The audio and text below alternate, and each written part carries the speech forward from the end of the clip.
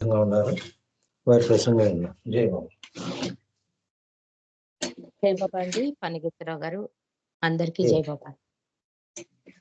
మనం పుట్టినరోజు వేడుకల అనంతరం ప్రభు గురించి మళ్ళీ చెప్పుకునే అవకాశం నాకు కలిగినందుకు ఈ భాగ్యాన్ని ప్రసాదించిన మెహర్ ప్రభుకి కృతజ్ఞతా వందనాలు తెలియజేసుకుంటూ అవతారుడు అరుదించాడు. కానీ అవతరణ అంటే ఏంటి? ఈ అవతరణలోని ఆయన ఉద్దేశం ఏంటి? ఆయన బాబా అంటారు, నేను నిన్ను ప్రేమిస్తున్నాను, మీలో ప్రేమ తటాకం ఉంది అంటారు. అసలు ఆ ప్రేమ తటాకంలో మునక వేయండి అంటారు బాబా. అంటే ఆ మునక ఎలా వేయాలి? ఇలాంటి విషయాలు ఈరోజు మనం ఒక్కసారి తలుచుకుందామండి. అసలు అవతరణ అంటే ఏంటి? దీని గురించి బాబా ఏమన్నారు? ఇవన్నీ కూడా బాబా చెప్పిన మాటలు. అవతరణ అంటే మనం మామూలుగా బాబా ఏమంటారంటే ఎవరి గతాన్ని జప్తించుకుని ఆరాధిస్తారో, ఎవరి వర్తమానాన్ని విస్మరించి నిర్లక్ష్యం చేస్తున్నారో, ఎవరి భవిష్యత్తు రాక కొరకే లోకమంతా ఆతృతతో నిరీక్షిస్తున్నదో అట్టి సనాతనుడు నేనే. కానీ భగవంతుడు మరలా మరలా అవతరిస్తూ ఉంటాడు. ఎందుకంటే ఈ ధర్మజ్యోతి వెలుగు క్షీణించిపోయినప్పుడు సత్యప్రేమ దీప్తిని మరలా వెలిగించడానికి ప్రభు మరలా మరలా వస్తూ ఉంటాడు. ఇది బాబా చెప్పింది కనుక మనకి అవగతమైంది అవతరణ అంటే. అంటే భగవంతుడే ఒకే ఒక భగవంతుడు ఆ దేశకాలమాన పరిస్థితులను బట్టి జొరాస్టర్‌గా, రాముడిగా, కృష్ణుడిగా, బుద్ధుడిగా, జీసస్‌గా, మహమ్మద్‌గా అలా ఒకే ఆ ఏకైక భగవంతుడే ప్రతి అవతారంలో ప్రతి దేశకాలమాన పరిస్థితులు బట్టి అవసరాన్ని బట్టి అవతరిస్తూ ఉంటాడు. ఇప్పుడు ఈ యుగంలో అవతార్ మెహర్ బాబాగా వచ్చారు. కానీ బాబా వచ్చినప్పుడు ఏమని ప్రకటించారు? ఎవరి గతాన్ని జ్ఞప్తి అందించుకుంటారో అంటే గతాన్ని పూజిస్తాం, వర్తమానాన్ని విస్మరిస్తాం, భవిష్యత్తు కోసం ఎదురు చూస్తాం. ఎప్పుడు మానవుడి ఆ మార్పు రాకనంత సేపు నేను ఇలా కిందకి దిగి రావాల్సిందే అని కూడా బాబా చెప్తారు. కాబట్టి అవతార కాలం, వసంత కాలం వంటిది సాక్షాత్తు భగవంతుడు మనలా అంటే మానవ రూపం ధరించి వచ్చి మన మధ్య తిరుగుతూ ఉంటాడు. తిరుగుతూ ఆయన ఏం చెప్తాడు? హృదయపూర్వకంగా నన్ను ప్రేమించండి అంటున్నాడు. మిమ్మల్ని నా అంతటి వారిని చేస్తానన్నారు. నేను మీరు మనం కాదు ఒకటే అన్నారు. మీ శ్వాస కంటే కూడా నేను మీకు దగ్గరగా ఉన్నానని, మిమ్మల్ని మీరు ప్రేమించుకునే కంటే నేను మిమ్మల్ని మిన్నగా ప్రేమిస్తున్నానని ఇన్ని విషయాలు బాబా చెప్పినా కూడా మనం భగవంతుని, అవతారుడిని, మెహర్ బాబాని ప్రేమించలేకపోతున్నాం.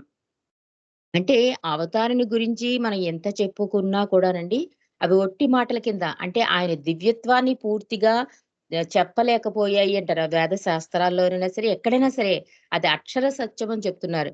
అవతారుడు అంటే ఇది అని చెప్పడానికి మాటలు సరిపోవట. అంతటి అద్భుత అవతారాన్ని దాల్చుకుంటూ వస్తాడు భగవంతుడు ఎప్పుడూ కూడా. కాబట్టి మానవులైతే పుడుతూ ఉంటారు, చనిపోతూ ఉంటారు, మళ్ళీ పుడతారు, మళ్ళీ చనిపోతారు. ఈ మరణ చక్రాల నుండి విడుదల పొందే వరకు ఈ ప్రక్రియ. అంటే మొత్తం మన సంస్కారాలన్నీ నిర్మూలన అయ్యే వరకు, సమానం అయ్యే వరకు కూడా మనం ఇలా పుడతాం. ఆఖరికి మనకు మోక్షం వస్తుంది. కానీ ఒకే ఒక్కడు మాత్రం జన్మిస్తూనే ఉంటాడు అన్నారు బాబా. ఆ ఒకే ఒక్కడే భగవంతుడు. ఆయనకేంటంటే జనన మరణాలు లేనివాడే అయినప్పటికీ కూడా ఈ ఎందుకొస్తాడాయన? మానవాళి బాధల నుండి ఉపశమనం కలిగించడానికి మళ్ళీ మళ్ళీ పుడుతూనే ఉంటాడు. అతడే అవతారుడు లేదా దైవీ మానవుడు. అంటే పరిపూర్ణ దైవం, పరిపూర్ణ మానవుడు, కలిగిన అతి ఉన్నతమైన రూపం భగవంతుని రూపం అని మనకి బాబా చెప్తున్నారు. అంటే ఒకసారి ఫ్రాన్సిస్ బ్రాబజాను డాంకిని అడుగుతారండి. నీ తలరాత ఎందుకిలా రాసుకున్నావు? మేమైతే కొన్ని జన్మల తర్వాతైనా మాకింక రావాల్సిన అవసరం ఉండదు. కానీ నువ్వు ప్రతిసారి కిందకి వలసొస్తోంది. ఎందుకు నీ తలరాత ఇలా రాసుకున్నావు అని అడిగితే, బాబా ఇది నా కర్తవ్యం, నా బాధ్యత అంటాడు. అంటే ప్రతి ఆత్మని గమ్యం చేరే వరకు ఆయన రావాల్సిందే. కాబట్టి బాబా ఈ అవతారంలో సిలబస్ మార్చేసి అప్‌డేట్ అంటారు చూడండి. అలా సిలబస్‌ని మార్చేశారు. చాలా సులువైన పద్ధతి. నన్ను ప్రేమించండి అంటున్నారు బాబా. అది కూడా మనం ఎందుకు చేయలేకపోతున్నాం బాబా మాటల్లోనే మనం తెలుసుకుందాం. అంటే మనం నిజంగా చెప్పాలంటే మానవ హృదయం చాలా గొప్పదైన హృదయమండి. ఈ హృదయంలోనే ప్రభు శాశ్వత నివాసాన్ని ఏర్పరచుకున్నాను. నా చిరునామా అక్కడే అని చెప్పారు కూడా. బాబా భౌతిక నిర్యాణానికి ముందు నేను అందరి హృదయాల్లో కొలువై ఉండడానికి వెళ్తున్నాను అని చెప్పారు. అయినా కూడా ఆ హృదయంలో ఆయనకి ఆ స్థానం ఎందుకు ఇవ్వలేకపోతున్నాం? ఎందుకంటే మనం పూర్తిగా ఈ కోరికలు, బలహీనతలతో ఉండడం వలన మనం ఆయనకి ఇవ్వలేకపోతున్నాం. కానీ దైవీ మానవుడుగా మన మధ్యకు వచ్చినప్పుడు మనందరికీ కూడా ఒక ప్రత్యేకమైన వెసులుబాటు ఉంటుంది అంటున్నారు బాబా. అవతారుడుగా వచ్చినప్పుటండి ఒక సాధకుడికి, భగవంతుడికి ఒక వారధి వేసేస్తాట అవతారుడు. ఒక త్యాగమయ జీవితాన్ని గడుపుతాడు. సూచించి ఆచరిస్తాడు. దైవీ మానవుడుగా వచ్చి మానవుడి కన్నా కూడా అధిక బాధలు అనుభవిస్తాడాయన. ఇక్కడ బాబా ఏం చెప్తున్నారంటే, మీకొక ఎగ్జాంపుల్ చెప్తాను. దాన్ని జాగ్రత్తగా వినండి అంటున్నారు బాబా. దైవీ మానవుడిగా మీ మధ్యకు వచ్చినప్పుడు, మీ అందరికీ మరొక చక్కని వెసులుబాటుంది.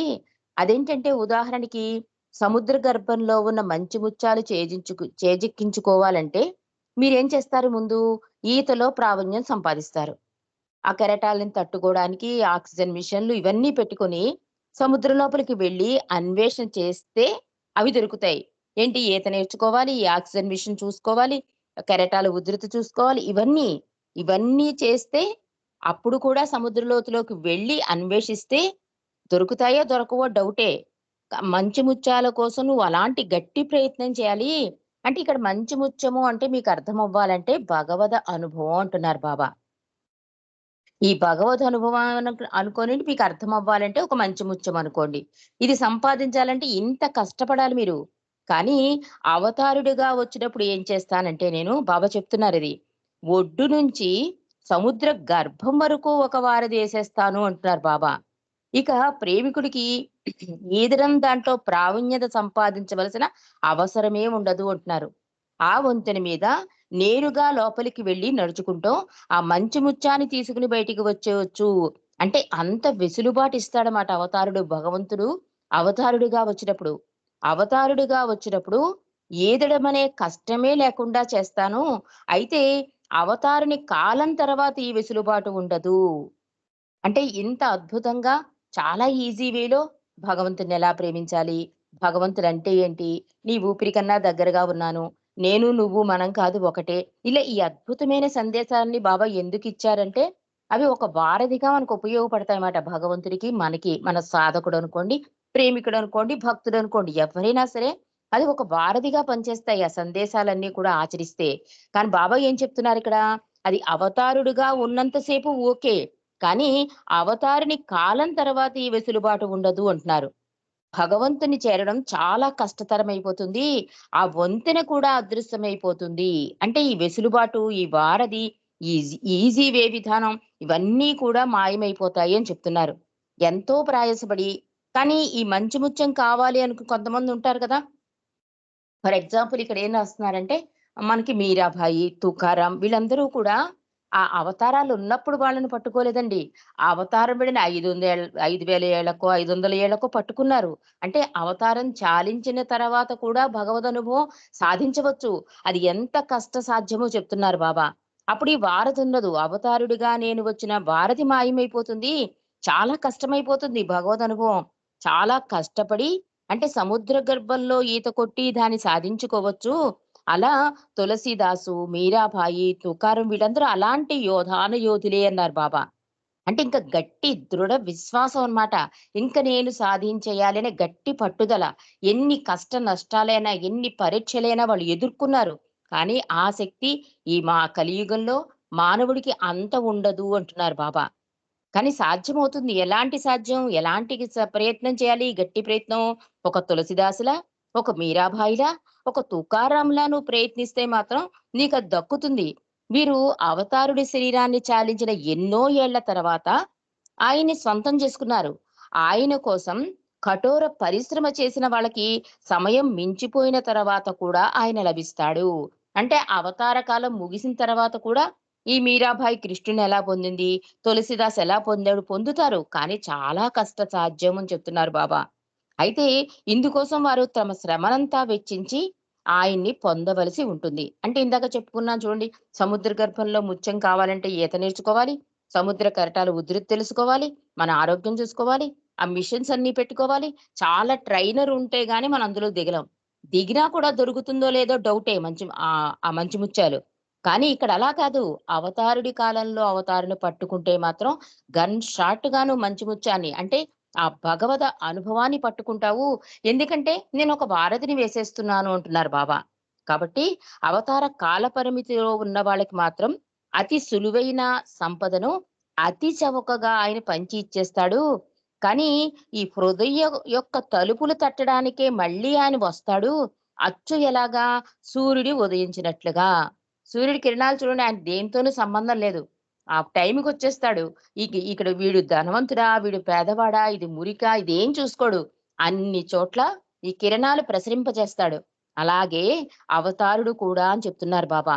ఆ కాల పరిమితి అయిపోయిన తర్వాత మళ్ళీ ప్రభువు వచ్చే సమయం వస్తుంది. అంటే ఈ అవతారం చాలించాక మళ్ళీ అవతారం. ఎందుకంటే ఆయన కర్తవ్యం, బాధ్యత అని చెప్పారు కనుక ఆయన వస్తాడు. ఎందుకంటే మానవుల మీద ఉన్న ఈ అపార ప్రేమ ఆయన కిందకి దిగి వచ్చేలా చేసేస్తుందండి. ఎలా వస్తాడు? అచ్చం ఉదయించినట్లుగా. కాబట్టి మీ హృదయాల్లో ప్రేమ జ్వాల రగిలించి యుగయుగాలుగా పేరుకుపోయిన కోరికలు అనే అపరిచితులను ఆ జ్వాలతో పూర్తిగా దహింపచేసి సత్యంలో శాశ్వతంగా మీరు జీవింపజేయాలి. అందుకోసం యుగయుగాలుగా తన బిడ్డల బాధలను నివారించడానికి మానవ దేహాన్ని ధరించి నేను తప్పకుండా వస్తూనే ఉంటాను అంటున్నారు. అంటే ఒక తండ్రిగా ఆయన తన బాధ్యతను వహించి కిందకి దిగి వస్తూ ఉంటాడు. అలా వచ్చినప్పుడు ఏమవుతుంది? పెడచెవిని పెడుతున్నారు. ఇందాక చెప్పారు కదా! మొదట్లోనే బాబా ఏం చెప్పారు? గతించిన కాలాన్ని పూజిస్తారు, వర్తమానాన్ని విస్మరిస్తారు, భవిష్యత్తు కోసం ఎదురుచూస్తారు. ఇందులో మార్పు రానంత సేపు కూడా నేనిలా దిగి రావాల్సిందే అని చెప్తున్నారు. ఆ తర్వాత బాబా ఇంకా ఏం చెప్తున్నారంటే ఈ అవతరణ గురించి ప్రతి అవతారంలో కూడా మీ అజ్ఞానమే నా బాధకి కారణమని చెప్పారు. బాబా ఈ అవతారంలో చాలా బాధలు పడ్డారండి. ఏకాంతవాసాలు, ఉపవాసాలు, కాలినడక పర్యటనలు, యాక్సిడెంట్లు, నవజీవనం ఇవన్నీ కూడా ఆయన శరీరాన్ని శుష్కింపచేసేసుకున్నారు. ఒక త్యాగమే జీవితాన్ని గడిపారు. కానీ ఇదంతా ఎందుకు ఆయన అనుభవించారంటే సంస్కారాల ఆ ప్రభావాన్ని తగ్గించారాయన. మనకు తెలీదు కానీ చాలా సంస్కారాల భారాన్ని మోస్తున్నాడాయన. ఆఖరికి విదేశాల్లో కూడా ఈ సంస్కార ప్రక్షాళన చేశాను అని చెప్తారు యాక్సిడెంట్ వలన. కాబట్టి ఆయన ఏమనుకుంటాడంటే ప్రతిసారి కూడా నా బిడ్డలే కదా! నా బిడ్డలే కదా! అని క్షమించేస్తూ ఉంటాడు. అలా కిందకి దిగి వస్తాడు. త్యాగమయ జీవితం గడుపుతూ ఉంటాడు. కాబట్టి అలాంటి ఈ శాశ్వత ప్రీతమునికి ప్రేమికులుగా మనం ఉన్నాము అంటే నిజంగా అది గొప్ప ఐశ్వర్యం అండి. మనం బాబా ప్రేమికులు అన్నామంటే ఒక పెద్ద హోదా కాదు. అది ఒక పెద్ద ఐశ్వర్యం అన్నమాట. అది ఒక మనకి ప్రభువు మనల్ని ప్రేమించాడు అన్న హోదా ఉంది చూసారా? అది అష్టైశ్వర్యాల కన్నా మించినది అంటారు బాబా. కాబట్టి సంపన్నులు ఇవన్నీ ప్రాపంచికంలో శాశ్వతం కాదు గానీ, ఈ భగవంతుడే ప్రేమించి, భగవంతుని సాన్నిధ్యంలో గడపడం, ఆయన ప్రేమనందుకోవడం, మన ప్రేమను ఆయనకివ్వడం ఇదంతా కూడా ఐశ్వర్యంతో పోల్చారు బాబా. కాబట్టి ఆయన కరుణ మాత్రమే నడిపిస్తోందనే భావనతో ఈ పరమ భాగ్యాన్ని అవతారుడు ఇలా మన కోసం కిందికి దిగి వచ్చాడు. కేవలం ఆయన కోసం కాదు అనే అవగాహన కలిగి, మనం ఎలా ఉండాలని బాబా చెప్తున్నారో అలా ఉండడానికి మనం ప్రయత్నం చేయాలి. అందుకే బాబా అవతరణ గురించి చెప్తూ, అవతరణ ఉద్దేశాన్ని కూడా చెప్తారండి బాబా అందుకే. బాబా ఏం చెప్తారంటే, తన రాకలోని ఉద్దేశాన్ని ఒక సందర్భంలో, నేను ఏదో ఒక కొత్త ఆరాధనా వ్యవస్థని గాని, కొత్త సంఘాన్ని గాని, కొత్త సంస్థని గాని స్థాపించడానికి రాలేదు. బాబా ఖచ్చితంగా చెప్పేశారు. అంతేకాక ఒక కొత్త మతాన్ని స్థాపించడానికి అసలే రాలేదు. నా మతం సృష్టిలోని అనేకత్వం వెనకనున్న ఏకత్వాన్ని గురించి ప్రబోధించే మతం. సృష్టిలోని అనేకత్వం అంటే చాలా ఉన్నాయి కదా జీవరాశులు. రాయి నుంచి మానవుడి వరకు అనేకత్వంతో ఉన్నారు. వీళ్ళందరినీ ఏకత్వం వైపు నడిపించడమే నా మతం అని చెప్తున్నారు బాబా. మానవుల చేత హృదయం అనే గ్రంథాన్ని చదివిస్తాను. జీవన రహస్య భండాగారం తెరిచే తాళం చెవి ఈ హృదయ గ్రంథంలోనే ఉంది అంటున్నారు. అసలైన హృదయం ఏంటి? ఆయన చిరునామా మన హృదయమేనండి. కానీ మన మాయ ముసుగు వలన ఆయన్ని కప్పేసి నిద్రావస్థలోకి తీసుకెళ్ళిపోతున్నాం భగవంతుడిని. అందుకే బాబా చెప్పిన మొదటి సందేశం ఏంటి? నేను మేలుకొలుపుటకే గాని బోధించుటకు రాలేదు అనడానికి అర్థం అది. ఈ ఈ ఎప్పుడైతే ఈ మత కర్మాచరణలు, ఈ పూజా విధానాలు ఇవి ఎక్కువైపోయి భగవంతుని పక్కకు పెట్టేస్తున్నాం. ఈ కర్మకాండల మీద ఆధారపడిపోవడం వల్ల ఏమవుతోంది? మన హృదయానికి, మనస్సుకి మేళవింపు జరగట్లేదు. ఒక రకంగా వెళ్ళటం లేదు. మనసు ఒకటి చెప్తే, హృదయం ఇంకోటి చెప్తే హృదయం మాట వినకుండా మనసు మాట విని అంటే మన బుద్ధిని వాడి మనం చేస్తున్నాం. బాబా ఏం చెప్పారు అనేది మనం అవగాహన చేసుకోలేకపోతున్నాము. సందేశం కిందే ఉంచేసుకుంటున్నాం. ఆచరణ సాధ్యం కాదని మనమే డిసైడ్ అయిపోతున్నాం. కానీ బాబా ఏం చెప్తున్నారంటే, నా రాక యొక్క ఉద్దేశాన్ని మీకు తెలియపరుస్తానని చెప్పి మెహర్ బాబాస్ కాలింగ్‌లో బాబా చెప్తారండి. అదెప్పుడంటే 1954 సెప్టెంబరు 12వ తేదీన అహ్మద్‌నగర్ వాడియా పార్క్‌లో బాబా చెప్తారు. ఏమంటున్నారంటే బాబా, "నన్ను పూర్తిగా విశ్వసించినా, విశ్వసించకపోయినా సృష్టిలోని సమస్త జీవరాశుల పట్ల నాకు గల అపార ప్రేమ కారణంగా నేను ఈ భూమిపై అవతరిస్తూనే ఉన్నాను. సత్యాసత్యాలను గ్రహించడంలో మానవునికి సహాయపడేందుకు నేను అవతారినిగా వస్తూనే ఉన్నాను. అజ్ఞానులైన మానవులు నేను ఎవరో గ్రహించలేక యుగయుగాలుగా నన్ను విమర్శిస్తూనే ఉన్నారు" అన్నారు బాబా. అంటూ, "నేను బోధించకు రాలేదు, మేల్కొలుపుటకే వచ్చాను" అన్నారు. గత అవతారాలలో మానవాళికి భగవంతుని వైపు అడుగులు వేయడానికి అవసరమైన విషయాలెన్నో బోధించాను. ఆ బోధనలను మానవాళి ఆచరణలో పెట్టని కారణంగా మరలా నేను రావలసి వచ్చింది. మెహర్ బాబాగా ఈ అవతార కాలంలో మానవాళి హృదయాలలో ప్రేమ పట్ల మేల్కొల్పు తీసుకుని రావాలనే ఉద్దేశంతో వచ్చాను. ఏ హృదయాల్లో ప్రేమ బీజాలు నాటానో అవన్నీ మొలకెత్తి వృక్షాలుగా మారినప్పుడు ప్రేమ వరదలై పారుతుంది. నా అవతార ఉద్దేశం నెరవేరుతుంది అంటున్నారు బాబా. అంటే అవసరము తనకు లేక అని భాస్కర్ రాజు గారు చాలా అద్భుతమైన పదాలతో చెప్తారండి. అవతారుడు ఆయనకు అవసరం లేదు.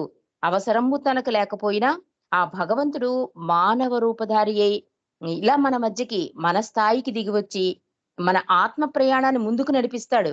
అంటే బావ కూడా అంటారు కొన్ని 50,000 మందికో ఎంతమందికో తన చేతి ప్రసాదం ఇస్తూ 1,50,000 మందికి దర్శనాలిస్తారండి ఆంధ్ర పర్యటనలో. అప్పుడు బాబాయే చెప్తారు, "ఈ చర్య మీకు చాలా మామూలుగా అనిపిస్తుంది. క్యాజువల్‌గా తీసుకుంటున్నారు. కానీ ఈ చర్య ద్వారా ఏ ఆత్మకి ఏది ఇవ్వాలో నేను అందిస్తున్నాను" అని చెప్తారు. ఇదొక చర్య కింద మీకు కనిపిస్తుంది కానీ, ఇది ఒక రకంగా ఆధ్యాత్మిక త్రోపునిస్తుందని కూడా బాబా అంటారు. అంటే మన స్థాయికి దిగివచ్చి మన ఆత్మ ప్రయాణాన్ని ముందుకు నడిపిస్తాడు అవతారుడు ఎప్పుడూ కూడా. ఆయన ఉద్దేశ్యం అది. కానీ భగవంతుడుగా మనం ఆయన దగ్గరికెళ్ళినప్పుడు ఏంటి, ప్రాపంచికమైన కోరికలే కోరతాం. ఏదో ఏదో ఒకటి ప్రాపంచిక కోరిక. అందుకని బాబా హైయెస్ట్ ఆఫ్ ది హైలో కూడా ఇలాంటివన్నీ కావాలంటే నా దగ్గర రావద్దు. నేను కోరికలు తీసేసుకునేవాడినే కానీ ఇచ్చేవాడిని కాదు అంటారు బాబా. ఇక్కడ కూడా బాబా ఏమంటున్నారు, మీ ఆత్మ ప్రయాణాన్ని ముందుకు నడిపిస్తాను అంటున్నారు. అందుకు ఆయన ప్రణాళికలు ఆయనకుంటాయి. అంటే బాబా ఇలా చేశారేంటండి? నేను ఇదడిగితే అదిచ్చారేంటండి అని మనం క్వెషన్‌లేస్తూ ఉంటాం. నా ప్రణాళికలు నాకుంటాయి అంటున్నారు బాబా. మానవధారి అయి అవతారుణ్ణి భగవంతునిగా విశ్వసించి, ప్రేమించి విధేయులై ఉంటే అలా జీవించినప్పుడే ఆయన ప్రేమని రుచి చూడగలం. మన ప్రేమని ఆయనకి పంచివ్వగలమండి. అంటే ఆ బాబా ఏం చెప్తున్నారు అందుకే అంటారు, "నేను చేసింది కాదు, నేను చెప్పింది చెయ్యి" అని. ఈ ప్రేమ తటాకం, ఈ ప్రేమ బీజం మీ హృదయాల్లో నాటాను అంటే అది మనకెలా తెలుస్తుందండి? అంటే దీని గురించి కూడా చాలా అద్భుతంగా ఈ ప్రేమ తటాకం గురించి బాబా చెప్పిన ఒక చిన్న సంఘటన చెప్పేసి ఒక ఎవరంటే ఆయన పేరు పాద్రి కాకా అండి. ఈ ప్రేమ తటాకం గురించి ఒక 5 పాయింట్స్ చెప్తాడు. అంటే అందులో మునక వెయ్యి అంటారు కదా! ఎలా మునక వేస్తాము అంటే దానికి పాద్రి కాకా చెప్పిన ఒక అద్భుతమైన విషయాలు కూడా మనం ఈరోజు తలుచుకుందాం. ఎందుకంటే అవతారుడుగా ఆయన జన్మించేశాడు. మనం చాలా సంతోషంగా, వైభవంగా ఈ పుట్టినరోజు వేడుకలు జరుపుకున్నాం. అది ఒక రకంగా కృతజ్ఞతాపూర్వకంగా చేసుకున్నాం. కానీ ఆయన చెప్పినట్లుగా ఆచరించాలంటే అసలు అవతరణ అంటే ఏంటి? ఈ అవతరణలోని ఉద్దేశ్యం ఏంటి? బాబా ఉద్దేశ్యం ఏంటి? ప్రతి ఆత్మని కూడా గమ్యం చేర్చాలి. ఈ గమ్యం చేరాలంటే అవతారుడుగా నేనొచ్చినప్పుడు ఒక వారధి వేసేస్తాను. అందుకే ఈసారి సిలబస్ మార్చేసి చక్కగా నిరంతర నామస్మరణ లేతే ప్రేమించడం. ఈ రెండిట్లో ఏది చేసినా కూడా పర్వాలేదని చెప్పారు బాబా. ఒక టైంలో కూర్చొని పూజించక్కర్లే, ఒక పద్ధతక్కర్లే. నీకెప్పుడు అనువుగా సహజంగా అన్నాడు తండ్రి అందుకే. నీ ఇంట్లో నీ వాడిని నువ్వెంత సహజంగా ఒక టైం పెట్టుకో కదా! ఓ జపమాల పెట్టుకో కదా! నువ్వు ఎలా ప్రేమిస్తావో అలా నన్ను ప్రేమించు అని వెసులుబాటండి ఇదంతా కూడా అవతారుడుగా వచ్చినప్పుడు ఆయన చూపించే వెసులుబాట్లు ఇవన్నీ కూడా. వీటిని మనం అందిపుచ్చుకోవాలి. కాబట్టి ఇక్కడ ప్రేమ తటాకం గురించి ఒక చిన్న సంఘటన. అసలు నిజమైన ప్రేమంటే ఏంటి? దీని గురించి బాబా ఒకసారి మండలి వాళ్ళని అడిగారటండి. "మీరు నన్ను ప్రేమిస్తున్నారా? మీరు నన్ను ప్రేమిస్తున్నారా?" అని అడిగితే సాధారణంగా మండలికి ఏం చెప్పాలో అర్థం కాలేట. చాలా ఎరిచి చెప్తాడు ఈ సంగతి. ఎందుకంటే "నేను నిన్ను ప్రేమించడానికి ప్రయత్నిస్తున్నాను" అన్నారట కొంతమంది. "బాబా నిన్ను ప్రేమించాలనుకుంటున్నాను" అన్నారు కొంతమంది. కొందరైతే "బాబా ఏమో మరి మేము నిన్ను ప్రేమిస్తున్నామో లేదో కూడా తెలీదు బాబా" అన్నారట. బాబా ఇరిచ్చి వైపు తిరిగి అడిగారట. అందరి సమాధానాలు విన్నాక ఇరిచ్చిని అడిగారట. ఇరిచి నువ్వేనా నన్ను ప్రేమిస్తున్నావా అడిగారు బాబా నేరుగా నన్ను. నేను వెంటనే నాకు తెలియదు బాబా అన్నాను. బాబా ముఖంలో విచారపు ఛాయలు అలుముకున్నాయి. సౌజ్ఞ ద్వారా బాబా అన్నారు, సరే తెలీదు అని చెప్పే బదులు కనీసం నేను నిన్ను ప్రేమిస్తున్నానైనా చెప్పలేవా? చూడండి బాబా ప్రతిసారి అదే అంటారు. నువ్వు నన్ను ప్రేమించకపోయినా పర్వాలేదు. నేను నిన్ను ప్రేమిస్తున్నాననైనా గుర్తెరుగు. నిన్ను నిన్ను నువ్వు ప్రేమించుకోలేనంత రీతిగా నేను నిన్ను ప్రేమిస్తున్నానన్న విషయాన్నైనా గుర్తుపెట్టుకో అంటాడు తండ్రి ఎప్పుడూ కూడా. ఇక్కడ ఇరిచ్చిని కూడా బాబా అదే అడుగుతున్నారు. పోనీ నువ్వు నన్ను ప్రేమించటం లేదు. ఓకే. కనీసం నేను నిన్ను ప్రేమిస్తున్నానైనా అని చెప్పలేవా? యెస్ బాబా. నువ్వు నన్ను ప్రేమిస్తున్నావని అనొచ్చు కదా! అది కూడా నువ్వు అనలేవా? అని చాలా విచారవదనంతో అన్నారట. అప్పుడు వెంటనే ఇరిచన్నట్ట, "యెస్ బాబా! నిన్ను నేను ప్రేమిస్తాను బాబా" అన్నట్టప్పుడు. బాబా చాలా ఆనందపడిపోయి ఇరిచిని కౌగిలించుకోమని ముద్దు కూడా పెట్టుకోమన్నట్టండి. అంటే ఈ ప్రేమ అన్న పదం వింటే ప్రభు ఎంత ఉప్పొంగిపోతాడంటే, బాబా ఒక చిన్న ఒక సందర్భంలో అంటారు. ఈ మాట నేను అస్తమాటికి చెప్తాను. చాలా సులువైన పద్ధతి. ప్రేమించు, ప్రేమించు అని బాబా చెప్పినా కూడా మనం ఎందుకు చేయలేకపోతుందంటే, ఆయన నా కడుపు నిండిపోతుంది అంటారు బాబా. ఒక ప్రేమికుడి నోటి నుంచి నాకు తెలుసు నువ్వెంత ప్రేమిస్తున్నావో, నీ కొలమానం, నీ పద్ధతి అన్నీ నాకు తెలుసు. కానీ బాబా ఐ లవ్ యూ అన్న మాట నీ ప్రేమికుల నోటి నుండి వస్తే నాకు చాలా సంతృప్తినిస్తుంది అంటాడు తండ్రి. అలాగా ఎప్పుడైతే ఇరిచి బాబా నిన్ను నేను ప్రేమిస్తాను బాబా అన్నప్పుడు వెంటనే బాబా నన్ను ముద్దు పెట్టుకో అనడం, కౌగిలించుకోమండం ఇవన్నీ చూసేసరికి ఇరిచికి చాలా గమ్మత్తుగా అనిపిస్తుంట. ఇదేంటి అంత కష్టమా బాబాని ప్రేమించడం? అంత అసాధ్యమా అనుకుంటాట. అప్పుడు ఇంకా బాబా దగ్గరికి వచ్చిన కొత్తల్లో ఇరిచికొచ్చిన ఈ సంశయం అంటే బాబా మనల్ని ఇరిచి ఏం చెప్తాడంటే అప్పట్లో బాబా చేసే పనేమిటో నాకు పూర్తిగా అవగాహన లేదు. అస్తమాటికి మీరు నన్ను ప్రేమిస్తున్నారా? మీరు నన్ను ప్రేమిస్తున్నారా? అంటే నాకు ఇది చాలా హాస్యాస్పదంగా ఉండేది. తర్వాత నాకు అవగతమైంది అని చెప్తున్నాడు ఇరిచి. ఎందుకంటే భగవంతుడు ఎప్పుడూ కూడా ఎందుకు కిందకి దిగొస్తాడు? తాను సృష్టించిన సృష్టిని ప్రేమించడానికి, ఆ సృష్టి నుండి ప్రేమను స్వీకరించడానికి. ఈ సృష్టి అంతా కూడా సృష్టించబడింది ఎందుకు? ప్రేమను స్వేచ్ఛగా వ్యక్తపరచడానికే. బాబా మనం ఆయన ప్రేమించాలని కోరుకుంటారు. ఎందుకంటే భగవంతుణ్ణి ప్రేమించడం ద్వారా ఈ సృష్టిలో మనం సరైన స్థానానికి చేరుకోగలం. అంటే మన జీవిత లక్ష్యం, గమ్యం నెరవేరిపోతుంది ఆయన కనుక ప్రేమిస్తే. ప్రేమ వలన ఏమవుతుందండి ఎప్పుడు ఇవ్వడమే ఇంకా. తీసుకోవడం ఉండదు. అంటే భగవంతుడి నుంచి ఇంకేం కోరమాట. ఆయనకేమిష్టం, ఆయన మననెలా తయారవ్వమంటున్నాడు, ఆయన మననెలా బిహేవ్ చేయమంటున్నాడు, మన క్యారెక్టర్‌ని ఎలా డెవలప్ చేసుకోవాలి, బాబాకి ఏది సంతోషం, ఇదే ఆలోచిస్తుందన్నమాట. అదంతా ఇవ్వడమే కనుక అందుకే ప్రేమికుడు అనే హోదానిచ్చాడు ఈ అవతారంలో భగవంతుడు. కాబట్టి ఇక్కడ ఇరిచి ఏం చెప్తున్నాడంటే, ఇలా భగవంతుని ప్రేమించడం ద్వారా ఈ సృష్టిలో మనం సరైన స్థానానికి చేరుకోగలం. అప్పుడు దైవీ మానవుడు సృష్టించిన ప్రేమ నాటకంలోని రమణీయతను అనుభూతి చెందగలం అని చెప్తున్నారు. ఎంత అద్భుతంగానో! అంటే మన జీవితంలో ఏం జరిగినా కూడా తండ్రి నీ ఇచ్చ అని మనం తొలవగ్గడం అనమాట. ఇంక దేనికి చలించిపోమట, కదిలిపోం. తండ్రి అండ నాకుందనే ధైర్యంతో జీవితాన్ని ముందుకు తీసుకెళ్ళిపోతాం. అలాగా అలా ఉంటుంది పరిస్థితి బాబాని ప్రేమిస్తే అని చెప్తున్నాడు రిచి. బాబా మనల్ని తనను ప్రేమించమని కోరారు. అయితే మనంతట మనం ఆయన్ని ప్రేమించగలిగే సామర్థ్యం మనలో లేదు. కాబట్టే బాబా ఏమంటున్నారు? నేను నిన్ను ప్రేమిస్తున్నాను అని చెప్పండి అనేవారు. మనం ఆయన్ని ప్రేమించినా, ప్రేమించకపోయినా బాబా ఇచ్చకు విధేయులమై మనం ఊరికే చెబుతున్నామని తెలిసి చెప్పినా కూడా అలా పదే పదే చెప్పడం వల్ల అదే దాన్ని ఏదో ఒకనాటికి నిజమయ్యేటట్లు చేస్తుంది అని చెప్తున్నాడు ఇరిచి. అలా చెప్పగా చెప్పగా ఏమవుతుంది? ఆయన ఇచ్చకు తల ఒగ్గుతాం, ఆయనకు విధేయత చూపుతాం. ఆటోమేటిక్‌గా ఏమవుతుంది? ఆ ప్రేమ వలలో మనం పడిపోతాము అని చెప్తున్నాడు ఇరిచి. కాబట్టి ఎప్పుడైతే నిన్ను నువ్వు దుఃఖ సాగరంలో మునిగి ఉన్నట్లు, బలహీనతకు లోబడినట్లు భావిస్తావో, అప్పుడు నా ప్రేమ తటాకంలో ఒక మునక వెయ్యి అన్నారు బాబా. అంటే ఎంత ప్రేమించినా, ఎంత బాబాని ఇష్టపడుతున్నా, ఎన్ని భజనలు చేస్తున్నా, ఎన్ని స్పీచెసు, ఎన్ని బాబా గురించి తెలుసుకుంటున్నా కూడా ఒక కష్టమొస్తే మాత్రం మానవుడిగా మనం మాయలో ఉండి దుఃఖంలో పడిపోతామండి. తప్పదది. అంటే ఆ నిమిషం, ఆ సెకను ఒక 5 మినిట్స్, 10 మినిట్స్ అందులోంచి రావడానికి బయటపడడానికి టైం పడుతుంది. అందుకని బాబా ఏం చెప్తున్నారంటే, "నువ్వు అలాంటి బలహీనతలు లోబడినప్పుడు ప్రేమ తటాకంలో మునక వెయ్యి" అంటున్నారు బాబా. ఈ ప్రేమ తటాకంలో మునగ వెయ్యి అంటే ఒకవేళ ఏమవుతుంది ఆ తటాకంలో నీ బలహీనతలు కడిగినా అది పరిశుభ్రంగానే ఉంటుంది. నువ్వు చింతించవలసిన అవసరం లేదు అంటున్నారు. అంటే ఈ ప్రేమ తటాకం అంటే దాని గురించి పాద్రీ కాకా చెప్తాడండి. చాలా అద్భుతంగా అది చెప్పేసి నేను ముగించేస్తాను. పాద్రీ కాకా అని ఒకళ్ళు అడుగుతారు. ప్రేమ తటాకం, ప్రేమ సాగరుడు ఇన్ని మాటలున్నాయి కదా! అసలు మనకెలా తెలుస్తుంది? అప్పుడు మనం ఏం చెయ్యాలి అని అడిగితే పాద్రీ కాకా చెప్తున్నాడండి. మన మనస్సులో కల్లోలంగా ఉన్న సమయంలో చిరునవ్వులు చిందించే ఆ దివ్య మంగళ రూపాన్ని చూస్తూ ఆయన్ని స్మరించడం. అది ప్రేమ తటాకంలో మునకవేయడం అంటే. ఆ దివ్య మంగళ స్వరూపాన్ని చూస్తూ దుఃఖాన్ని దాటేయగలంట. ఎందుకంటే ఈ బాబా ఫోటోస్ అన్నీ కూడా మనల్ని చూస్తున్నట్టు, మన గుండె లోతుల్లోంచి చూస్తున్నట్టే ఉంటాయి ప్రతి బాబా చిత్రపటం కూడా.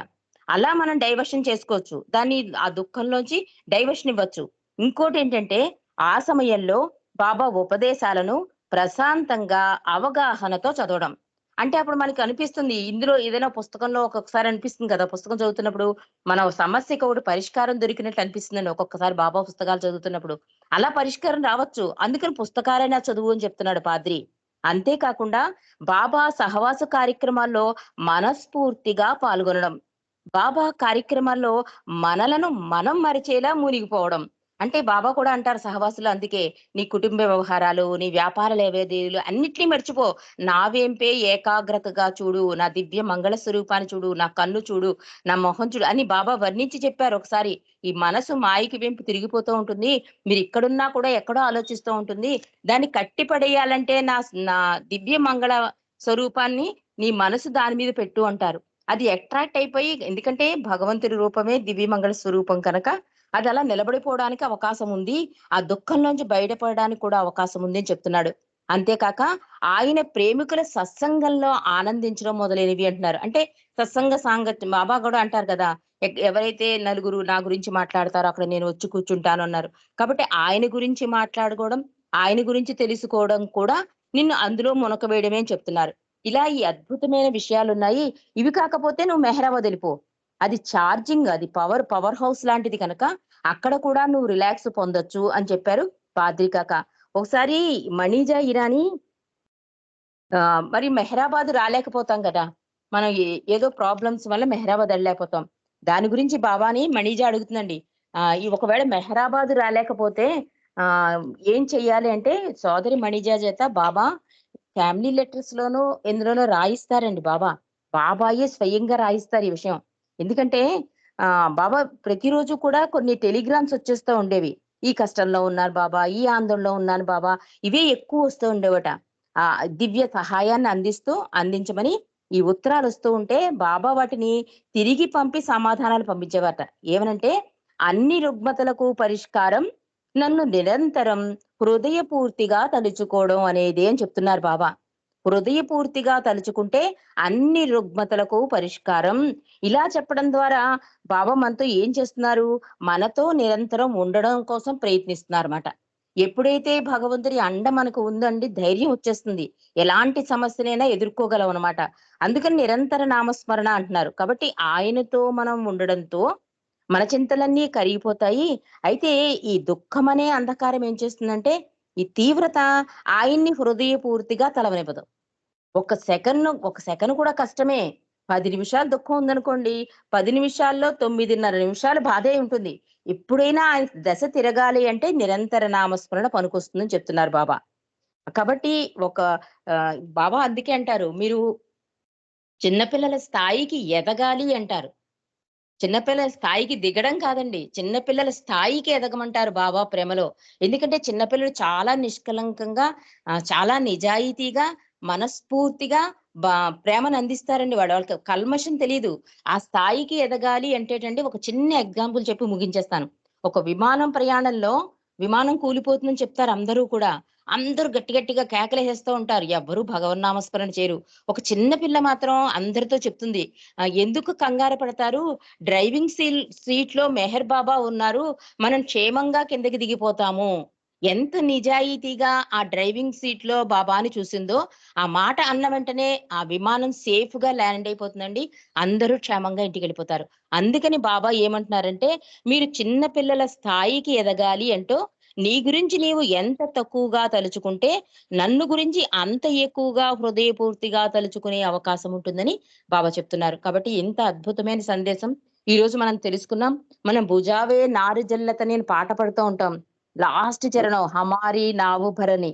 అంటే దాని అర్థం ఏంటో ఒక్కసారి తలుచుకుని, అంటే ఒక్కొక్కసారి ఈ దుఃఖ తీవ్రత ఏమవుతుందంటే ఆయన్ని మరిపింపచేసినా కూడా ఏదో విధంగా బాబా తనను స్మరించే అవకాశం మనకి ఇవ్వడం కోసమే హారతుల్లోనూ, ప్రార్థనలోనూ, సందేశాల్లోనూ ప్రతిసారి కూడా బాబా నిన్ను నేను ప్రేమిస్తున్నాను, నిన్ను నేను ప్రేమిస్తున్నానని చెప్తూనే ఉన్నారండి. దీన్ని మనం అందిపుచ్చుకుంటే గనక ఏ బాధనైనా, ఏ రుగ్మతనైనా ఆయన పరిష్కరించగలరు. అవతార్ మెహర్ బాబా కీ జై. జై బాబా అండి. కనకేశ్వరరావు.